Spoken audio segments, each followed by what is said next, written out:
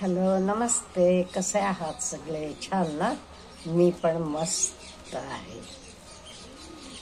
आज मला तुमचे प्रश्नांना उत्तरं द्यायची आहेत. प्रश्न बरेच आहेत, त्यामुळे मला वाटते आपण सगळे एक फॅमिली आहोत. त्यामुळे तुमचे कुठलेच मनातल्या शंका मला ठेवायच्या नाही आहेत. पहिला प्रश्न आहे, स्मिता जोशी विचारतात, काकू तुम्हाला एक विचारायचं होते, तुम्ही गुजराती आहात का? नाही, मी कोकणस्थ आहे, पण I have been born and brought up in Karnataka. म्हणजे धर्मस्थळचे जवळ एक शिबाजी नावाचं गाव आहे. ते गावात तिथे माझे वडिलांचं आराकनट प्लांटेशन वगैरे होतं. तुम्ही एक व्हिडिओ आहे बघा माझे नातीनं बनवलेला, माय ग्रँडमास विलेज हाऊस म्हणून. त्या व्हिडिओत तुम्हाला आयडिया येईल. अगदी कोकणातले सारखं वातावरण असते तिथे. त्यामुळे मला लग्न होऊन आले तेव्हा बिलकुल मराठी येत नव्हतं. काहीतरी शब्द कानावर पडत होते आणि नंतर मी हळूहळू मराठी शिकले. 3 महिने तरी मी आणि माझे मिस्टर इंग्लिशमध्ये बोलत होतो. सासूबाईंशी हिंदी इंग्लिश शब्द घालून एकंदरीत शेवटी भाषा काय हो एकमेकांना समजलं की झालं, दॅट इज इम्पॉर्टंट. पण नंतर 3-4 महिन्यांना मी मराठी व्यवस्थितपणे बोलायला शिकले. दुसरा प्रश्न आहे श्याम ह्यांचा, पैसेचे देवाणघेवाणबद्दल एक व्हिडिओ बनवा. पैसे उधारी दिले की कोणी परत करत नाही. पैशांच्या मानसिकतेबद्दल व्हिडिओ बनवा. दादा, मी व्हिडिओ बनवलेला आहे. इवन उधारी दिली नाही ते काय करावं, कशी वसुली करावी ह्याच्याबद्दल पण मी व्हिडिओ बनवलेला आहे. प्लीज बघा आणि तुमचे कॉमेंट्स लिहा. पुढचं, प्रदीप जोशी विचारतात, आपण मराठीच्या प्राध्यापक आहात का? ते कळवण्याची तसदी घ्यावी. नाही, मी तुम्हाला सांगितल्यासारखं मी महाराष्ट्रात आल्यावर नियरली 45 वर्षापूर्वी आल्यावर मी मराठी बोलायला शिकले. मी काही मराठी शिकलेली पण नाही आहे. मी मिरजेत न्यू इंग्लिश स्कूलमध्ये, ग्रांटेड स्कूल आहे, तेच मी शिकवत होते. आणि मी इवन बोर्डाची मॉडरेटर, चीफ मॉडरेटर हायर इंग्लिशला म्हणून पण काम केलेलं आहे.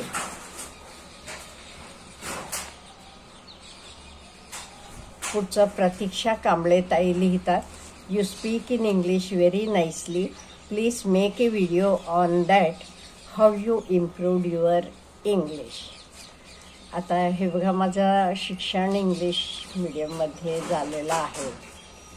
त्यामुळे त्याच्याशिवाय नंतर मी आयुष्यभर म्हणजे 30-32 वर्ष रिटायरमेंटपर्यंत इंग्लिश मीडियम स्कूलमध्ये शिकवलेलं आहे. आणि म्हणून मी तुम्ही सगळ्यांना बोलायला यावं. बरेच माझे ताई म्हटलं, आम्हाला लिहिता येते, वाचता येते, बोलता येत नाही. म्हणून मी गेले 2-4 महिने इंग्लिश स्पीकिंग क्लास घेतले आणि तेवढेसाठी हल्ली मी सकाळी 8 वाजता इंग्लिशचा ब्लॉग टाकते. का? ह्या व्हिडिओमुळे तुम्हाला लिसनिंग स्किल तुमचं इम्प्रूव्ह होते आणि रोज तुमचे कानावर काहीतरी पडत जाते. म्हणून 12 AM आणि 12 PM दोन्ही मराठीचे व्हिडिओ असतात आणि सकाळी 8 AM व्हिडिओ हा इंग्लिशमध्ये असतो. तो मेनली ज्यांनी इंग्लिश स्पीकिंग शिकलेला आहे किंवा कोणाला इंग्लिश स्पीकिंग शिकायचं आहे त्यांच्यासाठी केलेला आहे.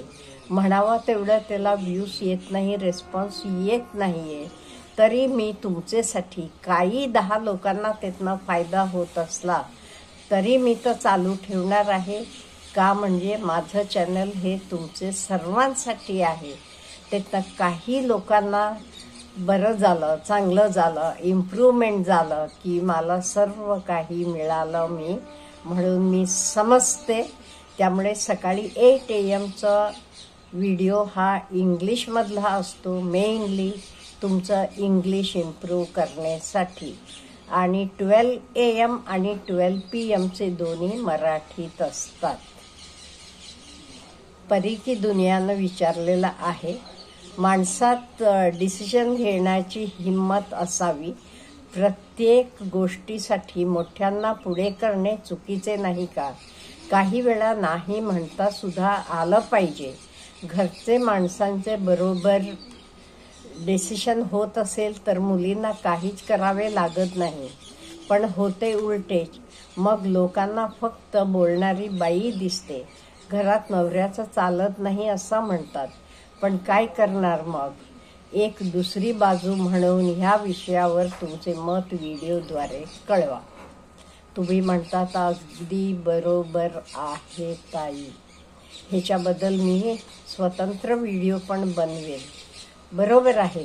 बाकीचे व्यवस्थित डिसिशन घेत असले तरी बायकांना काही एवढं आपण पुढे होऊन करावं असं हे नाही आहे. पण घरातला पुरुष माणूस पुढे होऊन काही निर्णय घेत नसला तर तिथे बायकांना निर्णय घ्यावा लागतो घर आपलं व्यवस्थित चालवण्यासाठी. आणि बघणाऱ्यांना वाटते अहो ही बाईच सगळं करते असं वाटते. अगदी बरोबर आहे. ह्या विषयावर मी व्हिडिओ बनवीन का म्हणजे अशी बरीच कुटुंब माझे हे संपर्कात आलेली आहेत, बघितले मी. आपण म्हणतो तिथे सगळं बाई म्हणतात तसं म्हणून.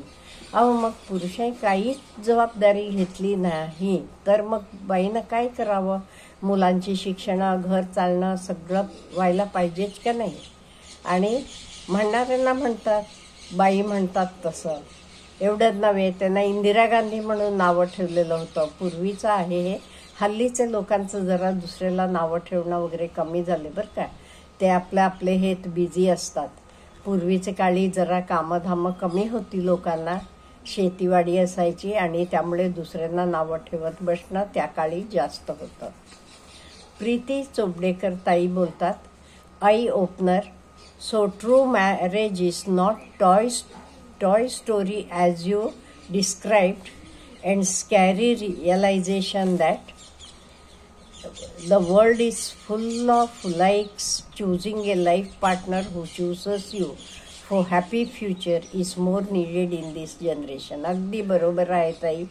हे काही भावला भावलीचं लग्न नाही आहे. आज केलं उद्या वेगळं झालं. त्यामुळे हा निर्णय घेताना जरा उशीर झाला तरी चालेल दोघांनी, मुलांनाही मुलीने. आणि हल्ली कसं मुली पण शिकलेल्या असतात. पूर्वीसारखं लहान वयात लग्न होत नाही आहेत. त्यांना पण समजूतदारपणा आहे. आणि मी सांगते मुलीसुद्धा कुठेही मुलांपेक्षा कमी नाही आहेत. त्यामुळे त्यांनाही हवं तेवढं विचार करण्याची संधी आहे. त्यामुळे दोघांही व्यवस्थित विचार करायला पाहिजे आणि नंतरच आपला निर्णय घ्यायला पाहिजे. पुढचा परी की दुनियाचा प्रश्न आहे. हे प्रश्न बरोबर आहेत, पण मुलींनी घरातील हाल झालेले, आईचे हाल झालेले बघितलेले असते.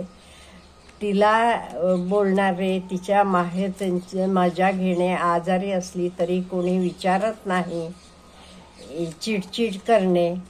ती लग्न करून सुद्धा स्वतःचं बघते. मग अशा वेळेस मुलींची लग्न या शब्दात इंटरेस्ट नसतो. तेव्हा काय करावे? घरातील वातावरण जबाबदार नाही का? मुलींनी घरात काय प्रश्न विचारावे? Please make a video on this and reply if you wish to. हे बघा, आपण कुठल्याही गोष्टीकडे बघितलं का नाही, त्याचे दोन बाजूनं विचार करू शकतो. तुम्हाला मी पूर्वी एक गोष्ट सांगितली आहे वाटते. बाप होता तो एकदम ड्रंकर्ड होता आणि बायको मुलांना बघायचं नाही. हे बघून एक मुलगा विचार करतो, नाही मी ह्याच्यासारखं होणार नाही.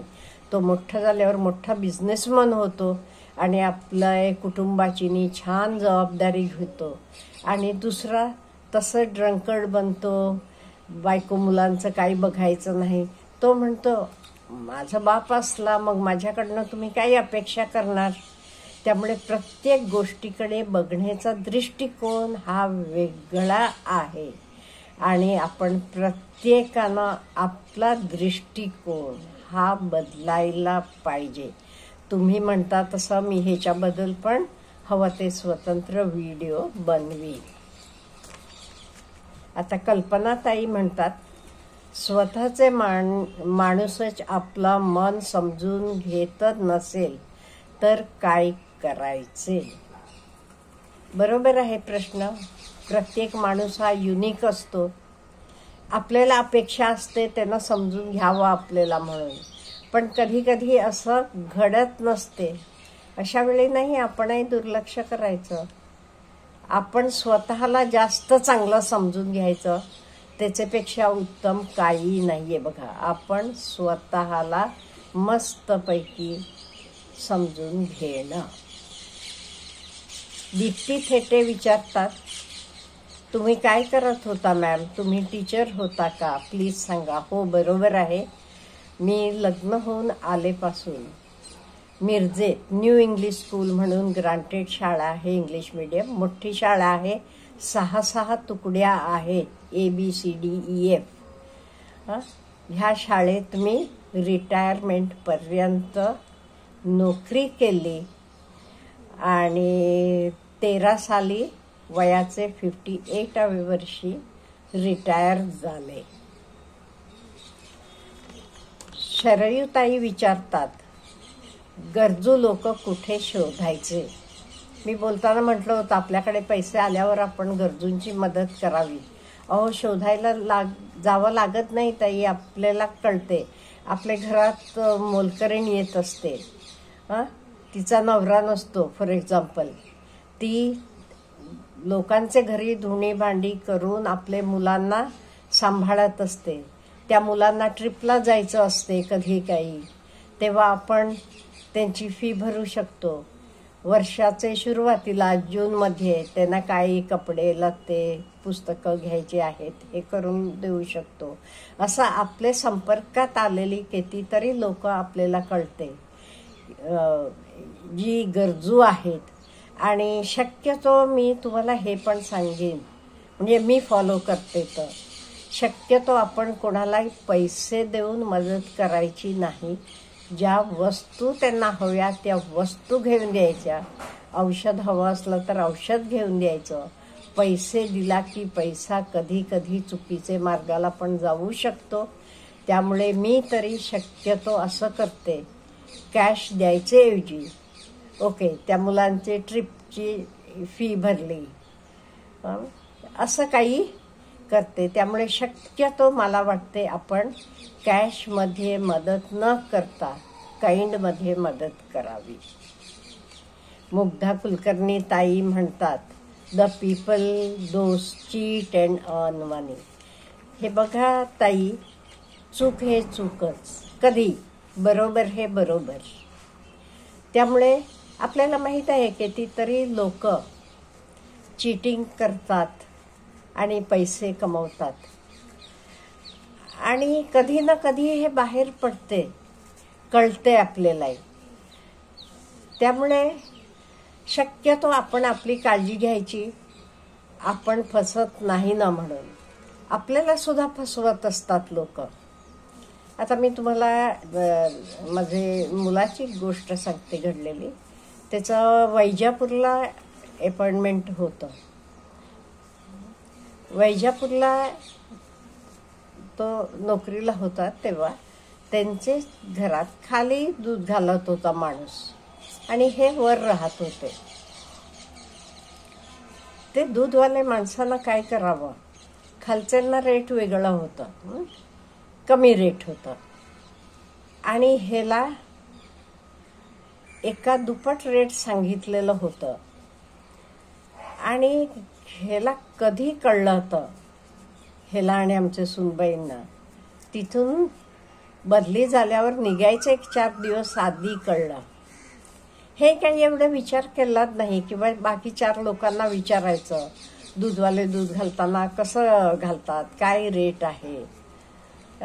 त्यामुळे आपणही कित्येक वेळेला फसलो गेलो तरी त्यातनं आपण शहाणे बनतो. हे घडते. कितीतरी लोक असं फसवत असतात. ते केलेलं ते नाव. हे बघा, दुसऱ्याचं रिमोट आपल्या हातात नाही. आपण फसलो जाऊ नये ही काळजी आपण घ्यायची, एवढं आपण करायचं. अच्छा, तुम्हाला काही प्रश्न असू देत कॉमेंटमध्ये विचारत जावा. मी 8-10 दिवसांना एकदा घेत जाईन. तुमचे सगळे प्रश्नांना मला सुचते तसं माझे थिंकिंगप्रमाणे मी उत्तर देत जाईन. मलाही खूप आवडते तुमच्याशी गप्पा मारायला, बोलायला. प्रत्यक्ष कधी भेटायचा योग आला तर अगदी खूपच छान होईल. अच्छा, हॅव ए गुड डे.